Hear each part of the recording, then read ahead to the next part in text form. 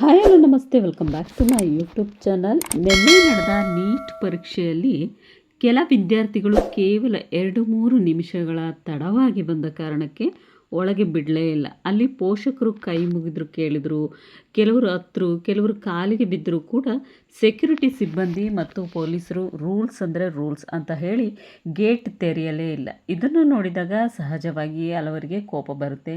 ಇಷ್ಟು ಕಠಿಣವಾಗಿರಬೇಕಾ, ಸ್ವಲ್ಪ ಮಾನವೀಯತೆ ಇರಬಾರ್ದಾ ಅನ್ನೋ ಪ್ರಶ್ನೆ ಮೂಡುತ್ತೆ. ಆದರೆ ಇಲ್ಲಿ ಒಂದು ಪ್ರಶ್ನೆ ಇದೆ, ನಿಜವಾಗಿಯೂ ತಪ್ಪು ಸೆಕ್ಯೂರಿಟಿ ಸಿಬ್ಬಂದಿದೇನಾ ಅಥವಾ ಅವರು ಕೇವಲ ನಮ್ಮ ಕೆಲಸ ಮಾಡಿದ್ರಾ? ಸೊ ಇಲ್ಲಿ ವಿದ್ಯಾರ್ಥಿಗಳು ತಪ್ಪೇ ಹೆಚ್ಚುನಾ ಅಥವಾ ಪರೀಕ್ಷೆ ವ್ಯವಸ್ಥೆಯ ಅತಿಯಾಗಿ ಕಠಿಣವಾಗಿದೆಯಾ? ಈ ವಿಡಿಯೋ ನೋಡಿದ ಮೇಲೆ ನಿಮಗೆ ಇದಕ್ಕೆ ಉತ್ತರ ನಿಧಾನವಾಗಿ ಸಿಗುತ್ತಾ ಹೋಗುತ್ತೆ. ಅದರ ಜೊತೆಗೆ ನೀವು NEET, UPSC, KCET, SSC, banking, government exam ಅಥವಾ ಯಾವ ಕಾಂಪಿಟೇಟಿವ್ ಎಕ್ಸಾಮ್ ಬರೀತಾ ಇದ್ದರೂ ಮಾಡಬಾರದ ಕೆಲವು ತಪ್ಪುಗಳು ಯಾವುವು ಅನ್ನೋದನ್ನು ನಾನು ಹೇಳ್ತೀನಿ. ಏಕೆಂದರೆ ಕೆಲವೊಮ್ಮೆ ಸಿಲೆಬಸ್ ಗೊತ್ತಿಲ್ಲ ಅನ್ನೋದಕ್ಕಿಂತ ಒಂದು ಸಣ್ಣ ಪ್ಲ್ಯಾನಿಂಗ್ ಮಿಸ್ಟೇಕ್ ನಮ್ಮ ಪೂರ್ಣ ವರ್ಷದ ಶ್ರಮವನ್ನೇ ಹಾಳು ಮಾಡಿಬಿಡುತ್ತೆ. ಒಂದು ಪರೀಕ್ಷೆಗೆ ನಾವು ಕೊಡುವ ತ್ಯಾಗ ಎಷ್ಟು ದೊಡ್ಡದು ಗೊತ್ತಾ? ಸೊ ಕಾಂಪಿಟೇಟಿವ್ ಎಕ್ಸಾಮ್ ಅಂದರೆ ಅದು ಸಾಮಾನ್ಯ ಪರೀಕ್ಷೆ ಅಲ್ಲ. ವಿಶೇಷವಾಗಿ ನೀಟ್, UPSC, JEE ಥರದ ವಿದ್ಯಾರ್ಥಿಗಳಿಗೆ ತಿಂಗಳುಗಳಲ್ಲ, ವರ್ಷಗಳ ಕಾಲನೇ ತಯಾರಾಗಿರ್ತಾರೆ. ಇನ್ನು ಕುಟುಂಬದ ಫಂಕ್ಷನ್ಗಳಿಗೆ ಹೋಗೋ ಹಾಗೆ ಮನೆಯಲ್ಲಿ ಮದುವೆ ಇದ್ದರೂ ಮಿಸ್ ಮಾಡ್ತಾರೆ. ಹಬ್ಬ, ಹೋಮ, ಪೂಜೆ, ಸ್ನೇಹಿತರ ಔಟಿಂಗ್ ಎಲ್ಲವನ್ನು ಬದಿಗಿಟ್ಟು ಓದನ್ನೇ ಜೀವನವನ್ನಾಗಿ ಕೇಂದ್ರವನ್ನಾಗಿಸಿಕೊಳ್ತಾರೆ. ಅದರ ಮೇಲೆ coaching fees, hostel books, travel, test series, ಲಕ್ಷಾಂತರ ರೂಪಾಯಿ ಖರ್ಚಾಗಿರುತ್ತೆ. ಇಷ್ಟೆಲ್ಲ ಸ್ಯಾಕ್ರಿಫೈಸ್ ಮಾಡಿದ ನಂತರ ಕೆಲವು 2-3 ನಿಮಿಷ ಲೇಟ್ ಆಯಿತು ಅಂತ ಒಂದು ವರ್ಷವೇ ಹಾಳಾದರೆ ಅದೇ ನೋವು. ಅದಕ್ಕೆ ಈ ವಿಷಯ ಎಲ್ಲರಿಗೂ ಎಮೋಷ್ನಲ್ ಆಗಿ ಕಾಣಿಸುತ್ತೆ. ಆದರೆ ಈಗ ಮುಖ್ಯ ಪ್ರಶ್ನೆ, ಒಳಗಡೆ ಬಿಟ್ಟಿದ್ರೆ ಏನಾಗ್ತಿತ್ತು? ಕೇವಲ 2-3 ನಿಮಿಷ ತಡವಾಯಿತು ಅಷ್ಟೇ ಅಲ್ವಾ? ಇದಕ್ಕೆ ಉತ್ತರ ಕೇಳಿದರೆ ಪರೀಕ್ಷಾ ವ್ಯವಸ್ಥೆ ಯಾಕೆ ಇಷ್ಟು ಸ್ಟ್ರಿಕ್ಟ್ ಅನ್ನೋದ್ರನ್ನ ಅರ್ಥ ಆಗುತ್ತೆ. ಯಾಕೆ NTA ಅಥವಾ ಇತರ ಪರೀಕ್ಷಾ ಸಂಸ್ಥೆಗಳು ಇಷ್ಟು ಕಟ್ಟುನಿಟ್ಟಿನ ನಿಯಮಗಳನ್ನು ನೀಡ್ತವೆ?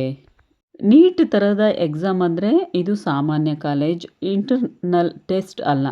ಲಕ್ಷಾಂತರ ವಿದ್ಯಾರ್ಥಿಗಳು ಬರೆಯುವ, ಸಾವಿರಾರು ಕೇಂದ್ರಗಳಲ್ಲಿ ನಡೆಯುವ ನ್ಯಾಷನಲ್ ಲೆವೆಲ್ ಎಕ್ಸಾಮ್. ಉದಾಹರಣೆಗೆ ನೀಟ್ನಲ್ಲಿ ಲಕ್ಷಾಂತರ ವಿದ್ಯಾರ್ಥಿಗಳು ಪರೀಕ್ಷೆ ಬರೀತಾರೆ. ಸಾವಿರಾರು ಎಕ್ಸಾಮ್ ಸೆಂಟರ್ ಇರುತ್ತೆ. ಇಷ್ಟೊಂದು ದೊಡ್ಡ ವ್ಯವಸ್ಥೆಯನ್ನು ಒಂದೇ ದಿನ, ಒಂದೇ ಸಮಯಕ್ಕೆ, ಒಂದೇ ನಿಯಮದಡಿ ನಡೆಸೋದು ಸಣ್ಣ ಕೆಲಸ ಅಲ್ಲ. ಅದರ ಕಾರಣಕ್ಕೆ ಪ್ರತಿ ನಿಮಿಷಕ್ಕೂ, ಪ್ರತಿ ಹಂತಕ್ಕೂ ಫಿಕ್ಸ್ಡ್ ಪ್ರೋಟೋಕಾಲ್ ಇರುತ್ತೆ. ನೀಟ್ನಲ್ಲಿ ಸಾಮಾನ್ಯವಾಗಿ ಎಕ್ಸಾಮ್ ಸೆಂಟರ್ಗೆ ರಿಪೋರ್ಟಿಂಗ್ ವಿಂಡೋ ಫಿಕ್ಸ್ ಆಗಿರುತ್ತೆ. ಉದಾಹರಣೆಗೆ ಬೆಳಗ್ಗೆ, ಮಧ್ಯಾಹ್ನ ಯಾವ ಸ್ಲಾಟ್ ಇದ್ದರೂ ಒಂದು ನಿರ್ದಿಷ್ಟ ಸಮಯದೊಳಗೆ ಸೆಂಟರ್ ಒಳಗೆ ಎಂಟ್ರಿ ಆಗಿರಬೇಕು. ಆ ಸಮಯ ದಾಟಿದ ಮೇಲೆ ಮೇನ್ ಗೇಟ್ ಕ್ಲೋಸ್ ಆಗುತ್ತದೆ.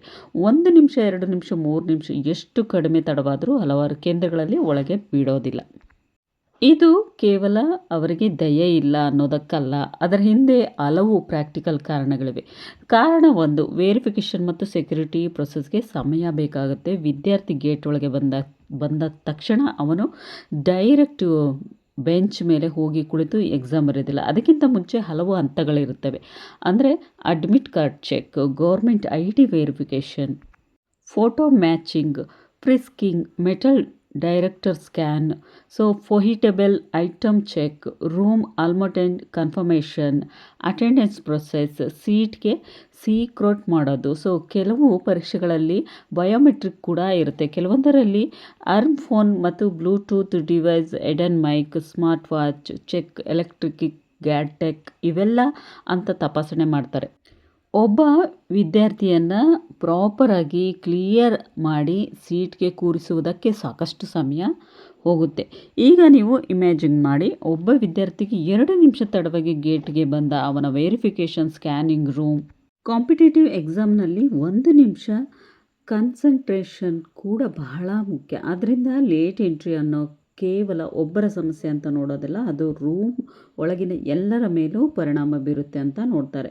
ಇನ್ನು ಕಾರಣ 3, ಕ್ವಶನ್ ಪೇಪರ್ ಸೆಕ್ಯೂರಿಟಿ ಅತಿ ಮುಖ್ಯ. ಇದನ್ನು ಹಲವರು ಓವರ್ಲುಕ್ ಮಾಡ್ತಾರೆ. ಆದರೆ ಎಕ್ಸಾಮ್ ಏಜೆನ್ಸಿಗೆ ಇದು ಅತ್ಯಂತ ದೊಡ್ಡ ವಿಷಯ. ಗೇಟ್ ಕ್ಲೋಸ್ ಆದಮೇಲೆ ಹಲವಾರು ಕೇಂದ್ರಗಳಲ್ಲಿ ನೆಕ್ಸ್ಟ್ ಸ್ಟೇಜ್ ಶುರುವಾಗುತ್ತೆ. ಅಂದರೆ question paper, packets, handling, seal process, confidential materials, movements, introduction, distribution, so preparation ಇವೆಲ್ಲ ನಡೀತೆ. ಆನ್ಲೈನ್ ಎಕ್ಸಾಮ್ ಅಂದರೆ system activation, login control, access window management. ಇದಿಷ್ಟು 3ನೇ ಕಾರಣ. ಇನ್ನು 4ನೇ ಕಾರಣ ಅಂದರೆ ಒಬ್ಬರಿಗೆ ವಿನಾಯಿತಿ ಕೊಟ್ಟರೆ ನಾಳೆ ಅದೇ ಲೂಫೋಲೋ ಮಿಸ್ಯೂಸ್ ಆಗ್ಬೋದು. ಒಬ್ಬ ಜೆನ್ಯೂನ್ ಸ್ಟೂಡೆಂಟ್ ಟ್ರಾಫಿಕ್ನಲ್ಲಿ ಸಿಕ್ಕಿ ಲೇಟ್ ಆಗಿರ್ಬೋದು, ಅವನಿಗೆ ನಿಜವಾಗಿಯೂ ದೋಷ ಇಲ್ಲದೇ ಇರ್ಬೋದು. ಆದರೆ ನಿಯಮ ಅನ್ನೋದು ವೈಯಕ್ತಿಕ ಪರಿಸ್ಥಿತಿಗೆ ತಕ್ಕಂತೆ ಬದಲಾಯಿಸೋದು ಸಾಧ್ಯವಾಗೋದಿಲ್ಲ. ಏಕೆಂದರೆ ಒಬ್ಬರಿಗೆ ಎಕ್ಸ್ಪೆಕ್ಟೇಷನ್ ಕೊಟ್ಟರೆ ನಾಳೆ ಮತ್ತೊಬ್ಬರು ನನಗೂ ಸೇಮ್ ಕೇಸ್ ಅಂತ ಹೇಳ್ತಾರೆ, ಮತ್ತೊಬ್ಬರು ಅವರಿಗೆ ಬಿಡ್ರಿ ನಮಗೆ ಯಾಕೆ ಇಲ್ಲ ಅಂತ ಕೇಳ್ತಾರೆ. ಇದರಿಂದ ಎಕ್ಸಾಮ್ ಸೆಂಟರ್ ಮಟ್ಟದಲ್ಲಿ ಗೊಂದಲ ಉಂಟಾಗುತ್ತದೆ. ಹೆಚ್ಚಾಗಿ ಎಕ್ಸಾಮ್ ಮಲ್ಪ್ರಾಕ್ಟೀಸ್ ಮಾಡುವವರು ಇಂತಹ ಲೂಪ್ ಫೋನ್ಗಳನ್ನು ಹುಡುಕ್ತಾ ಇರ್ತಾರೆ.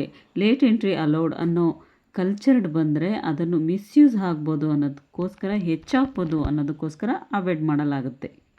ಇನ್ನು ವಿದ್ಯಾರ್ಥಿಗಳು ಮಾಡಬಾರದ ದೊಡ್ಡ ತಪ್ಪು ಏನು ಅಂದರೆ, ಬಹಳ ಜನ ಎಕ್ಸಾಮ್ಗೆ 1:30ಕ್ಕೆ ಎಂಟ್ರಿ ಕ್ಲೋಸ್ ಆಗುತ್ತೆ ಅಂದರೆ 1:15ಕ್ಕೂ ಹೋದರೆ ಸಾಕು ಅನ್ನೋ ಮೈಂಡ್ ಸೆಟ್ನಲ್ಲಿ ಇರ್ತಾರೆ. ಇದನ್ನೇ ನಾನು ದೊಡ್ಡ ಮಿಸ್ಟೇಕ್ ಅಂತ ಹೇಳ್ತೀನಿ.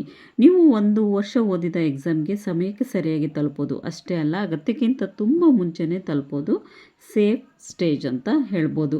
ಸೊ ಇಲ್ಲಿ ಒಂದು ಮಾತು ಕ್ಲಿಯರ್ ಆಗಿರಲಿ, ನಾನು ಲೇಟಾದ ವಿದ್ಯಾರ್ಥಿಯ ಸಂಪೂರ್ಣ ತಪ್ಪು ಅಂತ ಹೇಳ್ತಿಲ್ಲ. ಯಾಕೆಂದರೆ ಕೆಲವು ಸಂದರ್ಭಗಳು ನಿಜವಾಗಿಯೇ ಅನ್ಕಂಫರ್ಟಬಲ್ ಆಗಿರುತ್ತೆ. ಸೊ ಉದಾಹರಣೆಗೆ ಭಾರಿ ಟ್ರಾಫಿಕ್ ರಸ್ತೆ ಬಂದು, ರಾಜಕೀಯ ವಾಹನಗಳಾಗಿರ್ಬೋದು, ಸೊ ಬ್ರೇಕ್ ಡೌನ್, ತಪ್ಪು centre location, last minute route confuse, weather issue, ಇಂತಹ ಜೆನ್ಯೂನ್ ಸಮಸ್ಯೆಗಳು ಇದ್ದೇ ಇರುತ್ತೆ. ಕೆಲವೊಮ್ಮೆ ವಿದ್ಯಾರ್ಥಿಗಳು ಮತ್ತು ಪೋಷಕರು ತಪ್ಪೇ ಮಾಡಿರೋದಿಲ್ಲ ಸೊ ಅಂಥೇಳಿ ಪರಿಣಮಿಸೋ ಕೂಡ ಇರಬಹುದು. ಇನ್ನು ಎಕ್ಸಾಮ್ ಹೇಗೆ ಪ್ರಿಪೇರ್ ಆಗಿರ್ಬೋದು, ಮೈಂಡ್ ಸೆಟ್ ಅರ್ಥ ಮಾಡಿಕೊಳ್ಳೋ ವಿಧಾನ ಅಂತ ಹೇಳಿದ್ರೆ ನನ್ನ ಸಲಹೆ, ಸೊ ಮೊದಲು 4ರಿಂದ 5 ಇಯರ್ಸ್ ಪೇಪರ್ಸ್ ಕಲೆಕ್ಟ್ ಮಾಡಿ, ಸೊ ರಿಪೀಟೆಡ್ ಟಾಪಿಕ್ ಲೀಸ್ಟ್ ಮಾಡಿ, ಅವುಗಳ ಕೋರ್ ಕನ್ಸೆಪ್ಟ್ ಮಾಸ್ಟರ್ ಮಾಡಿ, ನಂತರ ಸಿಲೆಬಸ್ ಕೋರ್ಸ್ ಚೆಕ್ ಮಾಡಿ, ವೀಕ್ ಏರಿಯಾಸ್ ರಿವೈಸ್ ಮಾಡಿ, ಸೊ ಟೈಮ್ಡ್ ಪ್ರಾಕ್ಟೀಸ್ ಮಾಡಿ. ಇದು ಸ್ಟ್ರಕ್ಚರ್ಡ್ ಪ್ರಿಪ್ರೇಷನ್ಗೆ ಬಹಳ ಉಪಯೋಗ ಆಗುತ್ತೆ. ಸೊ ನೋಡಿ, ಇದಿಷ್ಟು ಮಾಹಿತಿ. ಸೊ ಇವತ್ತಿನ ಒಂದು ನೀವು ಹೇಗೆ ಪ್ರಿಪ್ರೇಷನ್ ಆಗಿರಬೇಕು ಮತ್ತು ಇದರಲ್ಲಿ ಯಾರ್ದು ತಪ್ಪು ಯಾರ್ದು ಸರಿ ಅಂತೇಳಿ ಹೇಳೋಕ್ಕಾಗೋದಿಲ್ಲ. ಸೊ ವರ್ಷವಿಡೀ ನೀವು ಓದಿರ್ತೀರ. ಸೊ ಏನೇ ಆಗಲಿ ಎಕ್ಸಾಮ್ ಅಂದಮೇಲೆ ಒಂದು 1/2 ಅವರ್ ಮುಂಚೆನೇ ಹೋಗಿ ಇರೋದು ಬೆಸ್ಟ್ ಅಲ್ವಾ. ಸೊ ಟ್ರಾಫಿಕ್ ಜಾಮು, ಸೊ ಅದೆಲ್ಲ ರೀಸನ್ನು ಯಾರು ಕೂಡ ತಗೊಳ್ಳೋದಿಲ್ಲ. ಸೊ ಇದು ಕಾಂಪಿಟೇಟಿವ್ ಎಕ್ಸಾಮ್ ಆಗಿರೋದ್ರಿಂದ ಇರುವ ಕಾಲದಲ್ಲಿ ಕೇವಲ ಡಿಗ್ರಿ ಮೇಲೆ ನಿಂತರೆ ಸಾಕಾಗೋದಿಲ್ಲ.